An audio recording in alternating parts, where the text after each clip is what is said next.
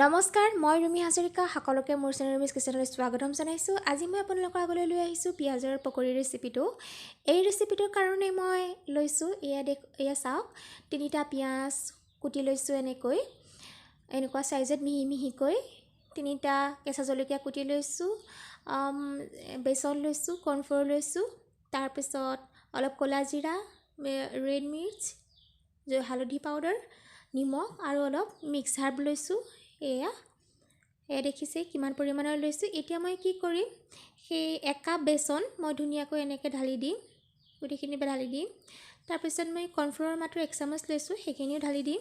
দেখিছেই এটা বলত মই ঢালি দিছোঁ গোটেইখিনি। তাৰপিছত এয়া হালধি, জলকীয়া গুড়ি, নিমখ, ক'লা জিৰা এইখিনিও মই দি দিছোঁ একেলগতেই। তাৰপিছত মই কি দিম, এতিয়া মই পিঁয়াজখিনি দি দিম। কুটি থোৱা পিঁয়াজখিনি মই দি দিছোঁ। ইয়াত 3টা পিঁয়াজ কাটি থৈছোঁ মই। আপোনালোকে যিমান পিঁয়াজ দিব সিমানেই টেষ্ট হ'ব।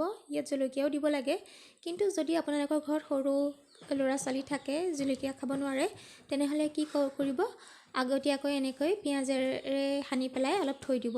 এতিয়া মই অলপ পানী দিছোঁ, পিঁয়াজ সানি পেলাই এনেকৈ দেখিছে ধুনীয়াকৈ এনেকুৱা মিশ্ৰণটো এনেকুৱা হোৱালৈকে মই পানীৰে ফেনেকি আছোঁ। তাৰপিছত অলপমান মিক্স হাৰ্ব দি দিছোঁ, চেণ্টটো ভালকৈ ওলাব। এতিয়া মই সৰু ল'ৰা ছোৱালীৰ কাৰণে অলপমান বেলেগকৈ থৈ দিছোঁ। এতিয়া কুটি থোৱা জলকীয়াখিনি মই দি দিম, এনেকৈ মই মিক্স কৰি দিম। এয়া দেখিছে কেঁচা জলকীয়াখিনি মই মিক্স কৰি দিছোঁ, হৈ গৈছে ৰেডি। এতিয়া এখন পেনত মই অলপ ৰিফাইন লৈছোঁ 5 চামুচমান। তাৰপিছত এনেকৈ চেপেটা কৰি পেলাই মই গোটেইখিনি পকৰি চাইজত দি দিম। এয়া দেখা পাইছে আপোনালোকে পকৰি চাইজত এটা এটাকৈ লাহে লাহেকৈ মই দি দিছোঁ। এয়া দি দিছোঁ মই গোটেইখিনি ধুনীয়াকৈ। তাৰপিছত এতিয়া মিডিয়াম ফ্লেমত মই গোটেইখিনি সিজাই থাকিম। যিমান পাৰি চেপেটা কৰিব, তেতিয়া বস্তুটো সোনকালে সিজিব পকৰিটো। এয়া দেখিছে আপোনালোকে 2-3 মিনিটৰ মূৰে মূৰে এনেকৈ লৰাই থাকিব। এয়া চাওক এনেকৈ লৰাই আছোঁ আৰু ভাজিব যেতিয়ালৈকে তাৰ পৰা ব্ৰাউন কালাৰটো নোলায়, এতিয়া মচমচীয়া হৈ যাব ভাজি ভাজি। এয়া দেখিছে ভাজি আছোঁ আৰু এনেকৈ ভাজি থাকিম লুটিয়াই 4 পৰা 5 মিনিট। এয়া ব্ৰাউন কালাৰ পূৰা হৈ যাব ধুনীয়াকৈ। এয়া দেখিছে আপোনালোকে ব্ৰাউন কালাৰটো এতিয়া আহি গৈছে। এয়া চাওকচোন কিমান ধুনীয়া হৈছে দেখিবলৈ, একেবাৰে বজাৰৰ নিচিনাকৈ হৈছে।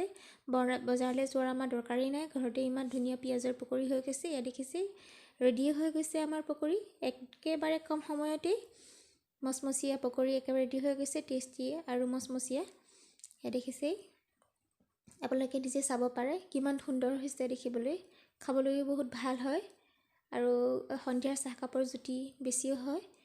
এয়া মই আপোনালোকৰ আজিৰ ৰেচিপিটো পিঁয়াজৰ পকৰি ৰেচিপিটো ৰেডি কৰি দিছোঁ। দেখিছে কিমান ধুনীয়া হৈছে দেখিবলৈ, আপোনালোকে সপৰিয়ালে এনেকৈ লৈ পেলাই খাব পাৰে। এয়া দেখিছেই দেখিলে খাওঁ লগা নহয়নে বাৰু। দৰ্শকসকল, আজি মই আপোনালোকৰ আগত পিঁয়াজৰ পকৰি ৰেচিপিটো প্ৰেজেণ্ট কৰিলোঁ। কেনেকুৱানো পালে মোৰ কমেণ্ট বক্সত জনাবচোন। যদি ভাল পালে লাইক কৰিব আৰু মোৰ চেনেলটো ছাবস্ক্ৰাইব কৰিবলৈ নাপাহৰিব। এয়া চাহকাপৰ সৈতে আপোনালোকৰ পকৰি জুতি লওক। ৰুমিজ কিচেনৰ তৰফৰ পৰা সকলোলৈকে বহুত বহুত ধন্যবাদ যাচিলোঁ।